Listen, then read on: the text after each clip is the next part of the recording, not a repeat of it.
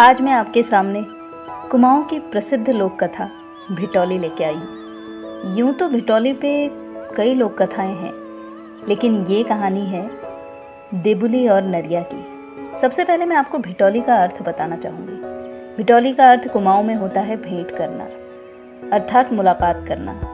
भिटौली एक परंपरा है जिसमें विवाहित बेटी या बहन को उसके मायके से शुभकामनाओं आशीर्वाद के रूप में भेंट दी जाती है।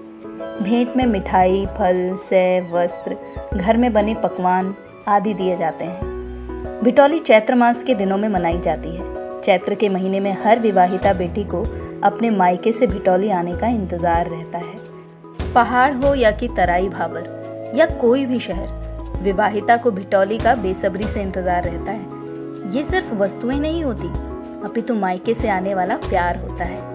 औरतें भिटौली को पूरे गांव या शहर में अपने आस पड़ोस में बांटती हैं। शहर में अधिकतर आज के जीवन शैली में समय की कमी के कारण भिटौली मनी ऑर्डर या उपहार भेजकर भी मना ली जाती है, किंतु पहाड़ी गांवों में अभी भी बेटी या बहन के घर जाकर भिटौली दी जाती है।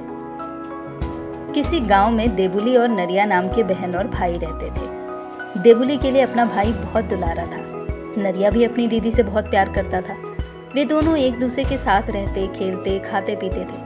जैसे जैसे दिन बीतते गए, देबुली और नरिया बड़े होते गए। एक दिन ऐसा भी आया जब देबुली की शादी घर वालों ने तय कर दी। कहानी के अनुसार देबुली का ब्याह उसके गांव से बहुत दूर किया गया।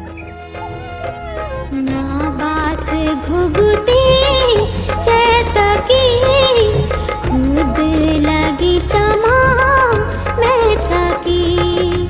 ना बास घुघुती चैतकी खुद लगी चमा मैं थकी। अब नरिया अपनी दीदी के वियोग में दुखी रहने लगा। ससुराल और मायके में काफी दूरी होने के कारण देबुली का मायका आना भी कम हो गया। नरिया देखता कि गांव में अन्य विवाहिता त्योहारों में अपने घर आती। इस बात पर नरिया अपनी दीदी को बहुत ज्यादा याद करता और उसको याद करके दुखी रहने लगा।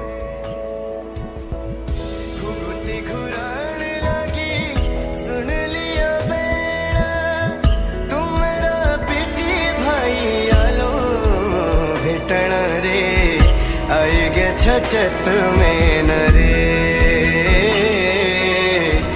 आइगे छरी तुरे नरे।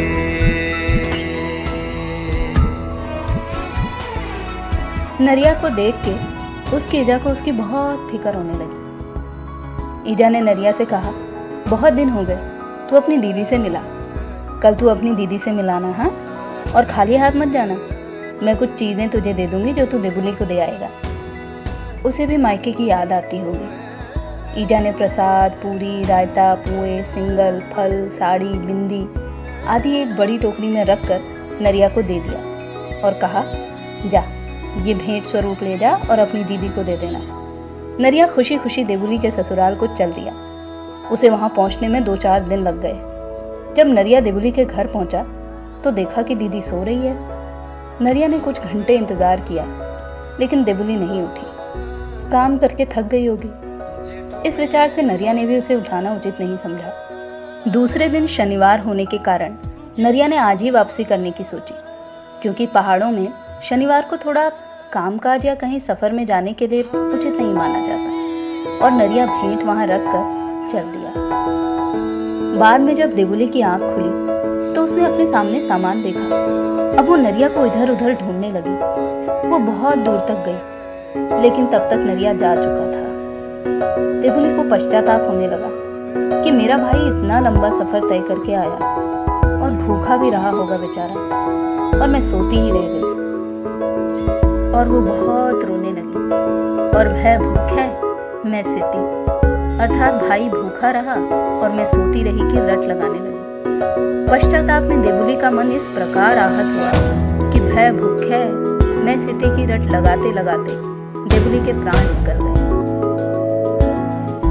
ऐसा माना जाता है कि अगले जन्म में देबुली घुघुती नाम की पक्षी बनी, जो चैत्र मास में भय भूखों मैं स्थिति की आवाज लगाती है।